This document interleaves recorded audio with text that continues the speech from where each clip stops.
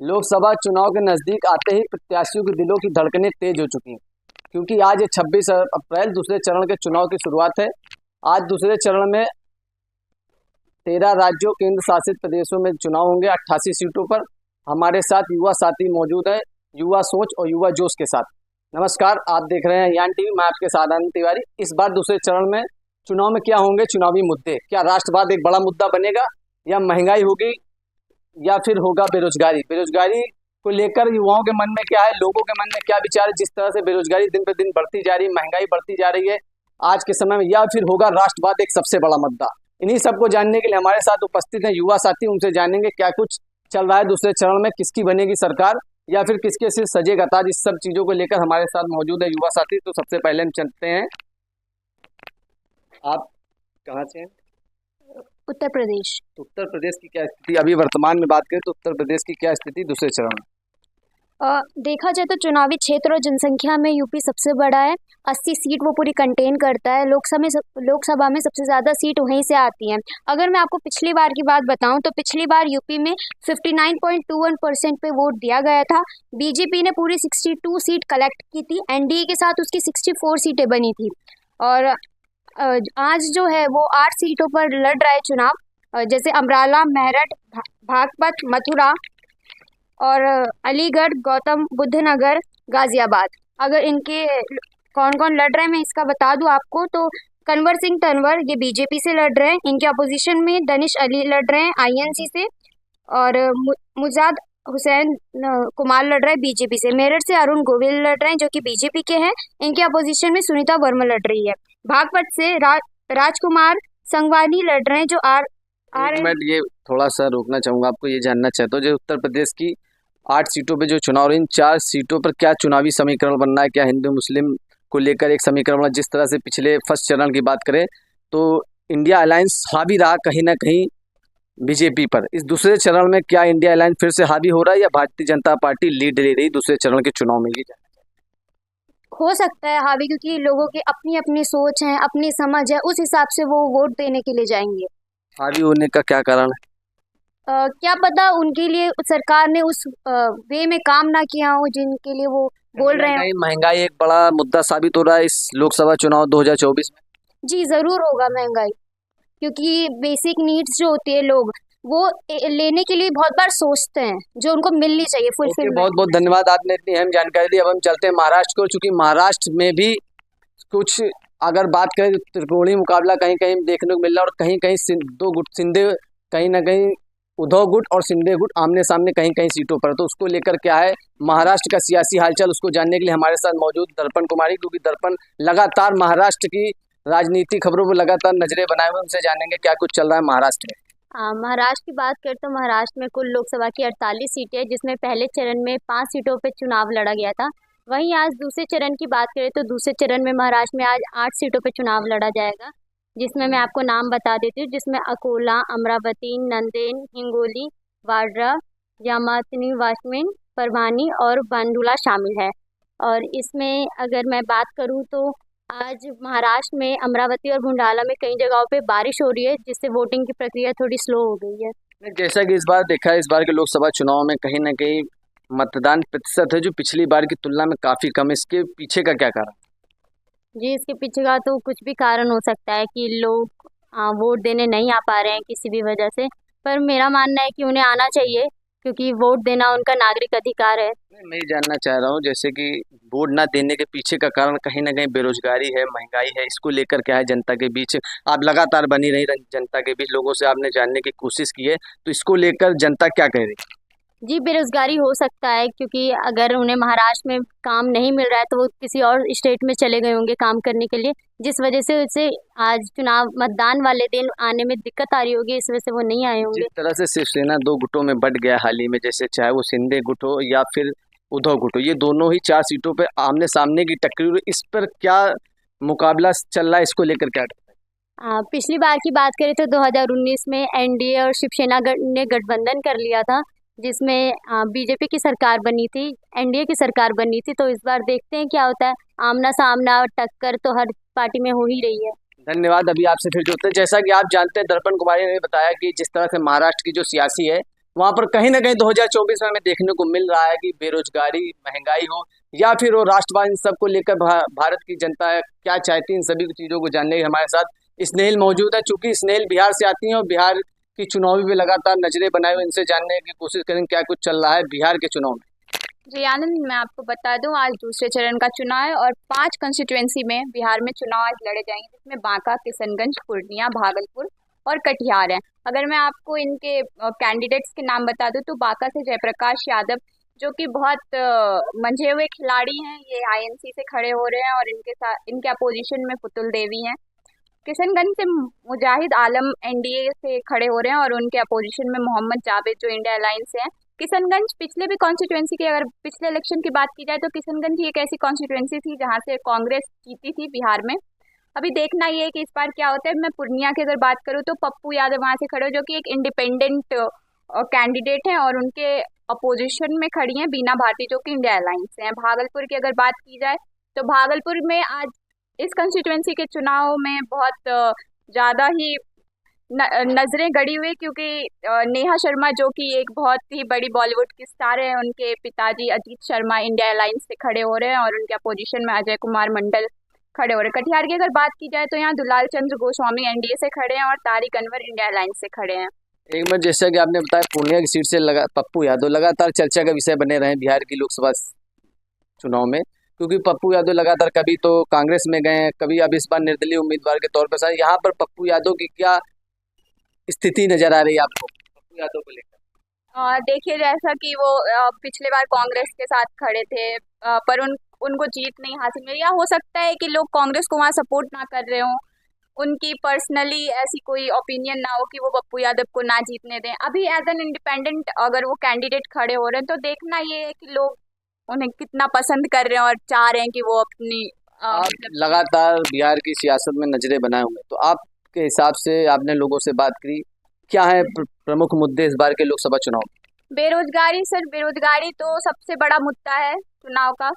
युवाओं में बेरोजगारी ऐसे बढ़ रही है, सबसे ज्यादा देखा गया है कि अभी जो 10 साल से भाजपा की सरकार है, उसमें सबसे ज्यादा बेरोजगारी युवाओं ने देखी है, जिसको लेकर के युवाओं के मन में बहुत आक्रोश है और वो चाह रहे हैं कि सरकार उन सेटअप्स करे और उनको रोजगार मिले। कुल मिला कह सकते हैं, जिस तरह से भर्ती परीक्षाएं निष्पक्ष नहीं हो पा रही, लगातार हर पर भर्ती परीक्षाएं लीक हो रही हैं, उसको लेकर कहीं ना कहीं युवाओं के मन में आक्रोश है सरकार के प्रति। जी बिल्कुल आक्रोश है, क्योंकि युवा जो मेहनत कर रहे हैं उनका नहीं हो पा रहा है, और जिस तरह से भर्ती परीक्षाएं लीक, उनके क्वेश्चन पेपर्स लीक हो रहे हैं, तो सबके पास क्वेश्चन पहुंच जा रहे हैं, तो लोग पहले से ही पढ़ के जा रहे हैं। और बहुत जगह ऐसा भी है कि पता चलने के बाद वो सारे एग्जाम्स कैंसिल हो गए, जिनकी वजह से वैकेंसीज भी बंद हो जाती हैं। तो बेरोजगारी कहीं ना कहीं युवाओं को बहुत ज्यादा फेस करना पड़ रहा है। कहीं ना कहीं कह सकते हैं प्रधानमंत्री मोदी ने लगातार जो वादे किए थे कि हम लोगों को रोजगार देंगे, इस तरह करने पर सरकार कुल मिला के कह सकते हैं कि नाकाम रही। जी, लोगों से हमें बात करके तो यही पता चला कि अभी वो बेरोजगारी, बीजेपी की सरकार की सबसे बड़ी जो दिक्कत है वो है बेरोजगारी। अगर वो इस पर काम कर लें तो मुझे लगता है कि यहाँ पे जो स्थितियाँ बिहार में बन रही हैं, फिर से लगातार सबसे ज्यादा वोट के साथ भाजपा की सरकार बिहार में आ सकती है। धन्यवाद स्नेहिल, आपने अच्छी एक जानकारी हमसे साझा करी और यान टीवी के दर्शकों के लिए भी। अब चलते हैं, चूंकि इस बार के अगर लोकसभा चुनाव की बात करें तो कह सकते हैं कि बेरोजगारी हो गया या फिर महंगाई, राष्ट्रवाद को भी लेकर लोग क्या सोचते हैं, इसको लेकर क्या बीजेपी, अगर इस बार के अगर पहले चरण की बात करें, जिस तरह से मतदान प्रतिशत में कमी देखने को मिली है, क्योंकि पिछले बार की तुलना में इस बार मतदान कम हो रहा है, तो इसको लेकर क्या है लोगों के मन में, इस सब को जानने के लिए हमारे साथ उपस्थित हैं वरुण। चूंकि वरुण कर्नाटक से आते हैं तो वरुण से जानने की कोशिश करें कर्नाटक की जनता के मन में क्या है, क्या राष्ट्रवाद कहीं ना कहीं हावी है या फिर लोगों के मन में बेरोजगारी और महंगाई को लेकर क्या सवाल है, इनसे जानने की कोशिश करेंगे। तो जैसा कि हम देख सकते हैं कि आज दूसरे चरण के चुनाव है और कर्नाटका में पहली फेज में आज पहली बार वोटिंग हो रही है, और पिछली बार जो कि वोटिंग रही थी 68.81%, और आज 14 सीटों पे वहाँ पे चुनाव है, जिसमें से कुछ हैं कोलार, मंड्या, हसन, मैसूर। जैसे कि हम देख सकते हैं कि ऐसी बहुत सी सीटें और हैं जहाँ पे चुनाव है। जैसे कि पिछली बार हमने देखा था बीजेपी 25 सीटें जीती थी 28 में से, और 3 गई थी कांग्रेस को, तो इस बार भी बीजेपी का थोड़ा दबदबा है लोकसभा चुनाव के लिए। बाकी मुद्दे तो वही रहेंगे कि बेरोज़गारी एक बहुत बड़ा मुद्दा है, अहम मुद्दा है, और बढ़ती महंगाई जो कि जनता को फेस करनी पड़ रही है। नहीं, जैसे कि लगातार प्रधानमंत्री मोदी देश दुनिया में भारत का अध्यक्षता कर रहे हैं, बड़े से बड़े आयोजन कर रहे हैं अपने भारत में, कहीं ना कहीं कह सकते हैं कि नरेंद्र मोदी पूरी दुनिया में भारत का एक दबदबा कायम करने में कामयाब रहे हैं, तो इसको लेकर भी जनता के मन में कुछ ना कुछ कहीं ना सवाल होंगे। जनता इस चीज़ से बहुत खुश है कि भारत के ग्लोबल रिलेशंस बहुत अच्छे हो रहे हैं। जैसा कि हमने अभी प्रधानमंत्री के नेतृत्व में G20 समिट हेल्ड किया था, उसके बाद वहाँ से बहुत रोज़गार आया था। पर एक चीज़ और है कि आपके पूरे कार्यकाल में आपको देखा जाता है, आपके एक इवेंट्स या फिर एक आप जो चीज़ करवाते हैं उससे नहीं देखा जाता। वही चीज़ है कि यहाँ पे बार बार जनता इस चीज़ से परेशान है कि जो बेरोज़गारी है वो बढ़ते जा रही है, और जो ये प्राइस इन्फ्लेशन दिन ब दिन बढ़ता जा रहा है, ज़रूरत की चीज़ें महंगी होती जा रही हैं, तो इन चीज़ों पे जनता को बहुत समस्या फेस करनी पड़ रही है। तो कुल मिला के कह सकते हैं, जिस तरह से आपने बताया पिछली बार की तुलना में इस बार सीटें कम होने की संभावना है क्या बीजेपी की? सीटें कम होने की संभावनाएं तो देखिए हर बार रहती हैं, इस बार भी थोड़ी सी इस बार ज़्यादा बढ़ चुकी हैं, क्योंकि बीजेपी का कार्यकाल अब 10 साल का हो चुका है, और 10 साल के बाद भी आज भी जनता इसी चीज़ से परेशान है कि बेरोज़गारी और महंगाई बढ़ते जा रही है। जो कि पेट्रोल 2014 में तकरीबन 50 रुपये या 60 रुपये लीटर होता था, वो आज 100, 105, 110 रुपये लीटर हो चुका है। आम जनता बहुत परेशान है इस चीज़ से। बढ़ती महंगाई एक बहुत बड़ा मुद्दा है, जिसकी वजह से सीटें कम होने की संभावना है।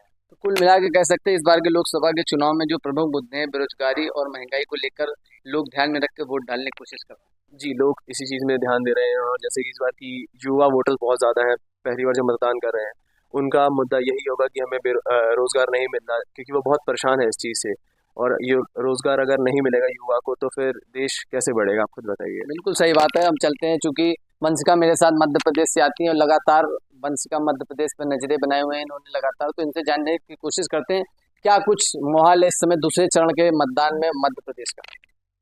जी आनंद, आपको बता दूं आज मध्य प्रदेश में 7 सीटों के लिए वोटिंग होगी। जो 7 सीटें कुछ इस प्रकार है: टीकमगढ़, दामोह, खुजरोहा, सतना, रीवा, होशंगाबाद और बैतूल। यहाँ 7 कॉन्स्टिट्यूएंसी में आज जो है वोटिंग होगी। जो कि मध्य प्रदेश में जो हमारे प्रधानमंत्री है वो बार बार रैली कर रहे हैं। एक जो नज़र है उन्होंने मध्य प्रदेश में बनाई हुई है, क्योंकि वहाँ पर ही छिंदवाड़ा की जो सीट है, जिसके फर्स्ट फेज में इलेक्शंस हो चुके हैं, वोटिंग हो चुकी है और 4 जून को उसका रिजल्ट आएगा। तो छिंदवाड़ा जो एक महत्वपूर्ण सीट थी, क्योंकि INC इकलौती उस जगह से जीतती थी, तो इसलिए प्रधानमंत्री ने इस बार मध्य प्रदेश पे एक नज़र जो है वो टिकाई हुई है। हालांकि इन सभी सीटों पर बीजेपी पिछले साल की अगर मैं बात करूँ, पिछले बारी की, तो उन्होंने यहाँ से सब सीटों पर जो है जीत पा ली थी, और देखना दिलचस्प होगा कि जो छिंदवाड़ा की सीट है उस पर कौन जीता है। और वैसे यहाँ पर तो इस बार भी बीजेपी का ही दबदबा जो है वो देखने में आ रहा है। जैसा कि आपने बताया कि प्रधानमंत्री मोदी लगातार, या फिर हो भाजपा के शीर्ष नेतृत्व की बात करें, चाहे वो नड्डा हो या फिर राजनाथ सिंह हो या फिर प्रधानमंत्री मोदी क्यों हो, लगातार अपनी रैलियों में प्रधानमंत्री मोदी ने लगातार मध्य प्रदेश में चुनावी रैलियां की हैं, उसके बावजूद भी हमें देखने को मिला है कि इस बार मतदान प्रतिशत की बात करें वो काफ़ी कम रहा मध्य प्रदेश का।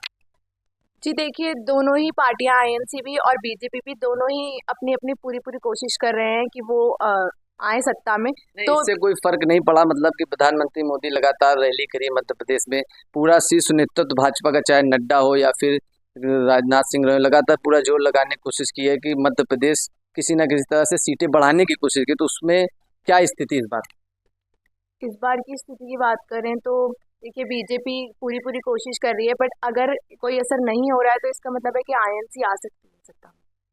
मतलब कुल मिला के आप कह सकते हैं कि INC मध्य प्रदेश में बीजेपी को लीड कर सकती है आपके अनुसार दूसरे चरण में। जी हाँ, बहुत बहुत धन्यवाद। ये तो आने वाला वक्त बताएगा कि कौन इस पे हावी होगा, किसके सर सजेगा ताज, ये अभी कहना बहुत ही जल्दबाजी होगा। लेकिन क्या कुछ है इस बार लोकसभा चुनाव 2024 में, इसको जानने के लिए हमारे साथ उपस्थित है स्वप्निका से जानेंगे कि क्या है माहौल। जी आनंद, मैं आपको छत्तीसगढ़ के इलेक्शन के बारे में बताना चाहती हूँ, जहाँ पर आज 3 सीटों पर चुनाव लड़ा जा रहा है। और उनमें से मैं आपको क्षेत्रों के नाम बता दूं, वो है कनकेर, और वहाँ से लड़ रहे हैं मनोज नाग BJP से, और ब्रिजेश ठाकुर कांग्रेस से। साथ ही साथ वहाँ पर अभी राजहंद गांव में भी चुनाव हो रहा है और महासमुंद में भी चुनाव हो रहा है। वहाँ पर आज 21 प्रत्याशी चुनाव लड़ रहे हैं। और अगर मैं आपको पिछले इलेक्शंस के बारे में बता दूं तो 2014 और 2019 दोनों से ही बीजेपी का दबदबा बना आ रहा है। दोनों ही इलेक्शंस में बीजेपी ने बहुत अच्छा दिखाया और वहाँ पर काफ़ी ज़्यादा सीटें भी ली हैं। तो मुझे ये लगता है कि इस बार भी बीजेपी का दबदबा बना रहेगा। जैसा कि आपने बताया कि लोकसभा चुनाव में पिछली बार 2019 की बात रही हो या फिर इस बार की रही हो, बीजेपी कहीं ना कहीं यहाँ पे मजबूत स्थिति में नजर आ रही है। लेकिन क्या लोगों के मन में क्या कुछ चल रहा है भारतीय जनता पार्टी को लेकर या फिर कांग्रेस को लेकर, इस बार की क्या स्थिति है? जी, जैसा कि मैंने वहाँ की जनता से बात की और लोगों से बात की तो वहाँ पे लोगों का तो ये कहना है कि बीजेपी अच्छा काम कर रही है, लेकिन जो वहाँ की युवा जनता है उनके मन में कहीं ना कहीं कुछ ना कुछ आक्रोश देखने को लग रहा है। मतलब कुल मिला कह सकते हैं बेरोजगारी या फिर महंगाई को लेकर युवाओं के मन में कहीं ना कहीं एक आक्रोश सा माहौल है सरकार के प्रति। जी, ये बहुत बड़ा मुद्दा है। बेरोजगारी हो या फिर महंगाई हो, ये युवाओं के मन में इसको लेकर बहुत ज़्यादा आक्रोश है और वो चाहती है कि सरकार इसके खिलाफ कुछ करे। जिस तरीके से महंगाई बढ़ती जा रही है और रोजगार नहीं मिल रहा है तो इससे आम जनता को बहुत ज़्यादा आगे दिक्कत भी देखने को मिल रही है। जैसे कि कांग्रेस ने इस बार आपने मैनिफेस्टो में कहा है कि हमारी सरकार बनते ही हम 30 लाख लोगों को सरकारी नौकरी देंगे, तो इसको लेकर कहीं ना कहीं युवाओं के मन में कुछ विचार ऐसा चेंज हो रहा हो कि नहीं इस बार कांग्रेस को देखते हैं, या फिर वो बिल्कुल दृढ़ निश्चय ही है कि नहीं हमें भाजपा को ही वोट देना है? हाँ, देखिए ऐसा तो है क्योंकि बीजेपी भी 10 साल से काम कर रही है और हर साल वो ये कहती है कि हम 2 करोड़ वोट लेकर आएंगे, रोजगार देंगे, लेकिन वो ऐसा कुछ अभी तक तो कर नहीं पा रही है। तो कहीं ना कहीं युवा भी ये सोच रहे हैं कि अगर सरकार बदलती है और दूसरे की सत्ता आती है तो क्या पता उन्हें कुछ देखने को मिले और उन्हें रोजगार मिले। बहुत बहुत धन्यवाद सुप्रिका आपसे। अब चलते हैं, चूंकि उमर केरला से आते हैं, तो केरला में क्या कुछ चल रहा है सियासी, इसके बारे में मुझे उमर बताएंगे। What's going on in Kerala? It's a very good competition happening there, especially between the LDF and UDF because they are the most leading parties there.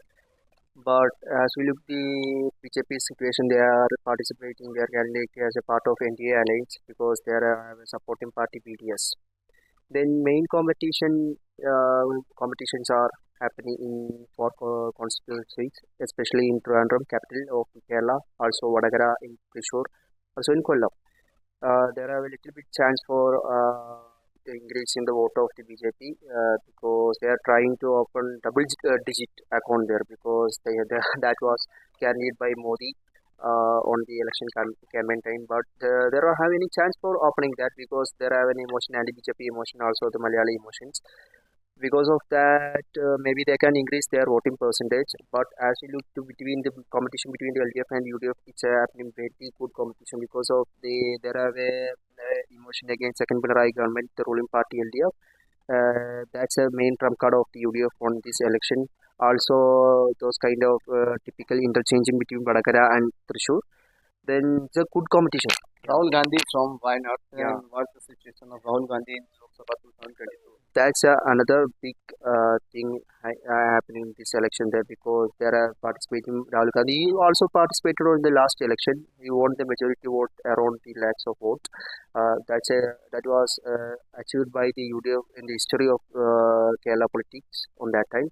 Also, the opposition was state president of BJP candidate in there. What do you think about inflation and unemployment is the major rule in Lok Sabha 2014?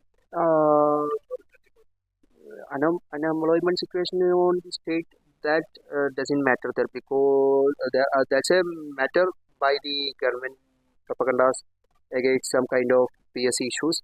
But I think it won't be effect on this election because there are kind of emotions more than the typical Meaning things. to say there's no Modi magic in Kerala. No, they don't have any chance for a Modi magic, but they can maybe there are a little bit chance, but that are saying by the leaders of the BJP, but that are shown by there are an emotion that I already said, anti-BJP emotion there, anti-NDA BJP, anti-NDA emotion there. Maybe they can increase their voting percentage. Okay, mean to say India Alliance going to win from the No, Kerala. because there is not participating under the India Alliance. They are separating by the LDF and UDF because maybe the majority seats, as per the several surveys, also the against second Pinarayi government emotion. Maybe there have a chance for the winning the majority seats by the UDF. But let's see what happens because it's Kerala maybe. Okay, Yeah. I will be right back after some time. Okay, जैसा कि उमन ने बताया कि BJP की अगर बात करें लास्ट टाइम की भी, तो लास्ट टाइम बीजेपी यहाँ से एक भी सीट जीतने में नाकाम रही थी। लेकिन बाकी अदर राज्यों की बात करें तो जहाँ पे अभी दूसरे चरण के मतदान में कहीं ना कहीं उतार और चढ़ाव देखने को हमें मिल रहे हैं, तो हमारे साथ मौजूद है राजस्थान चलते हैं, क्योंकि राजस्थान भी एक बड़ा रोल अहम करता है लोकसभा के चुनाव में। तो राजस्थान से हमारे साथ दीपक मौजूद है। दीपक हमें बताएंगे क्या माहौल चल रहा है राजस्थान का। देखो, राजस्थान में पहले जो चुनाव हुए थे वो 12 सीटों के लिए होते हैं। आज जो चुनाव है वो 13 सीटों के लिए हो रहे हैं। और पहले भी जैसे मैंने बताया था 2019 में जब चुनाव हुए थे 25 सीटों में से 24 सीट बीजेपी की आई थी। नागौर से कांग्रेस जीती थी। और बाकी मैं बता दूं, कोटा, जौहर, पाली, अजमेर, जोधपुर, टोंक, चित्तौड़गढ़, उदयपुर, इन सारे राज्यों में आज चुनाव होंगे। कोटा की क्या स्थिति? कोटा में देखो, कोटा में जो क्या है कि बीजेपी ही ज़्यादा लोग बीजेपी को ही पसंद करते हैं और शायद बीजेपी ही है आप कोटा का। लगातार चुनावी जनसभाओं में गए, लोगों को देखा है, लोगों से बातचीत करने की कोशिश की आपने, लगातार लोगों युवाओं के मन को टटोलने की कोशिश की, तो आखिर उनके मन में क्या चल रहा सरकार के प्रति इस बार? सरकार के प्रति अब उन्हें उम्मीद यही है कि उन्हें रोजगार मिले, क्योंकि सबसे बड़ा जो मुद्दा है आज के टाइम पे, सबको रोजगार चाहिए। तो कुल मिला के कह सकते हैं 2024 में रोजगार एक सबसे बड़ा मुद्दा बनकर सामने आ रहा है। हाँ, सामने आएगा। और जैसा कि मैं बताऊं कि अभी बांसवाड़ा में मोदी जी ने भी एक बयान दिया था कि कांग्रेस आई तो आपकी प्रॉपर्टी ज़्यादा बच्चे वालों में बांट दी जाएगी। तो ये कांग्रेस के लिए एक तरह से टोन मारी गई थी और उन्हें मुस्लिम लीग से भी जोड़ा गया था कांग्रेस को। एक तरह से मोदी जी ने ही कहा था, ये बांसवाड़ा में अभी संडे को ही कहा था। और अभिनेत्री की बात करो तो कंगना रनौत भी राजस्थान में आई थी दौरे पे और उन्होंने भी बहुत इलाके कवर किए। सबको ही मतलब पूरी साजिश कर दी गई है कि बीजेपी ही आए और बीजेपी ने पूरा टक्कर लगा दी गई है। हाँ जी। तो कुल मिला के कह सकते हैं महंगाई और बेरोजगारी को लेकर इस बार 2024 का लोकसभा चुनाव एक अहम मुद्दा बन चुका है। हाँ जी, कह सकते हो आप। वो तो सबका अपना अपना नज़रिया है। तो कुल मिला के कह सकते हैं जिस तरह से आपने बताया महंगाई और बेरोजगारी एक बड़ा मुद्दा बनकर उभर कर सामने आ रहा है, तो क्या इस बार जैसा कि राजस्थान में बीजेपी की सरकार, उसके बावजूद भी क्या लोकसभा की सीटें कम होने की संभावना है भारतीय जनता पार्टी की राजस्थान में, जिस तरह से आपने बताया? लोकसभा की क्या है ना, अपोजिट पार्टी में कोई इतना स्ट्रॉन्ग कैंडिडेट नहीं है। देखा जाए तो बीजेपी एक तरह से पहले से ही अपना वर्चस्व कायम करती हुई आ रही है 10 सालों से, आगे भी शायद करती रहेगी। और इस बार जो सीट है 25 में से शायद एक सीट जो जाएगी इनकी रविंद्र भाटी जी खा जाएंगे, जो वो निर्दलीय से लड़ रहे हैं। और एक दो सीटें जो और कांग्रेस के पास जाएगी, लेकिन फिर भी अगर देखा जाए तो 20 सीटें हैं जो वो बीजेपी के हाथ में ही रहेंगी। धन्यवाद दीपक। चलते हैं निष्ठा के बाद, चूंकि निष्ठा आसाम से आती हैं, तो निष्ठा से जानेंगे क्या कुछ आसाम का माहौल है, क्या वहाँ पर बीजेपी की स्थिति बनी हुई है, क्या इंडिया अलायंस वहाँ पर कितना स्ट्रांगली काम कर रहा है, इसको लेकर जानेंगे निष्ठा से क्या माहौल है। निष्ठा आसाम। जी आनंद, मैं आपको बता दूं, फेज़ 1 में मतलब असम में कुल सीटें 14 हैं और फेज़ 1 में 5 सीटों पर चुनाव हो चुका है। आज फेज़ 2 है और आज भी 5 सीटों पर वहाँ पे चुनाव है। अगर मैं 2019 की बात करूं तो जिन 5 सीटों पे आज चुनाव है वो है मंगलदोई, दीफू, करीमगंज, सिलचर और नवगांव। और इनमें से 5 सीटों पर जो है बीजेपी जीती थी, लेकिन जो एक सीट है नवगांव की, वहाँ पे कांग्रेस की सरकार आई थी। तो जैसे मैं आपको बता पा रही हूँ कि मतलब लास्ट 2019 के चुनाव देखे जाए तो ज़्यादातर सीट्स पे वहाँ पे बीजेपी ने बहुमत पाई थी। तो इस चीज़ को देख के और जो अभी मुद्दे उठ रहे हैं, तो उस चीज़ को देख के हम कुछ पक्का कह नहीं सकते कि इस बार किसकी सरकार आती है। तो इस बार के वैसे क्या मुद्दे, लोगों से आपने बात की होगी, तो इस बार के प्रमुख मुद्दे उभर कर क्या सामने आ रहे हैं? ज़्यादातर प्रमुख मुद्दे जो उभर के आ रहे हैं वो बेरोजगारी और महंगाई है, क्योंकि दिन पर दिन बेरोजगारी बढ़ती जा रही है। ऊपर से जब लोगों के पास नौकरी नहीं होगी तो बढ़ती महंगाई में भी लोग अपना जो रोजमर्रा के काम है, कुछ नीड्स है, वो कैसे पूरी कर पाएंगे। लेकिन मोदी जी तो कह रहे हम तो लोगों को रोजगार दे रहे हैं, आप कह रहे हैं महंगाई को लेकर लोगों के मन में एक आक्रोश सा माहौल है।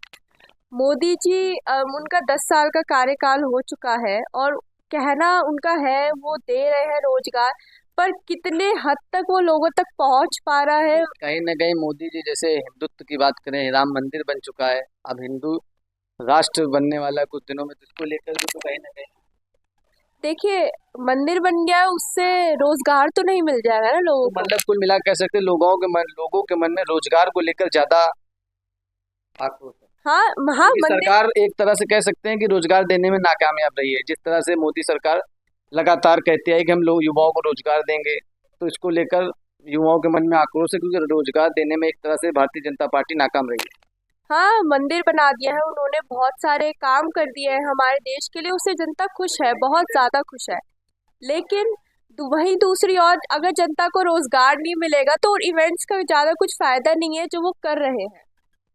ओके, धन्यवाद निष्ठा, आपने इतनी अहम जानकारी। जैसा कि हमारे युवा साथियों ने बताया कि क्या कुछ चल रहा है इस बार लोकसभा 2024 के इलेक्शन में, जिस तरह से महंगाई और बेरोजगारी को लेकर लगातार युवाओं के मन में एक आक्रोश सा माहौल है। अगर बात करें उत्तर प्रदेश में भी लगातार आप देख सकते हैं जिस तरह से भर्ती परीक्षाएं निरस्त हुई हैं, युवाओं के मन में कहीं ना कहीं एक आक्रोश सा माहौल है, क्योंकि युवाओं के साथ एक तरह से भारतीय जनता पार्टी ने युवाओं के साथ मन के साथ एक खिलवाड़ किया है।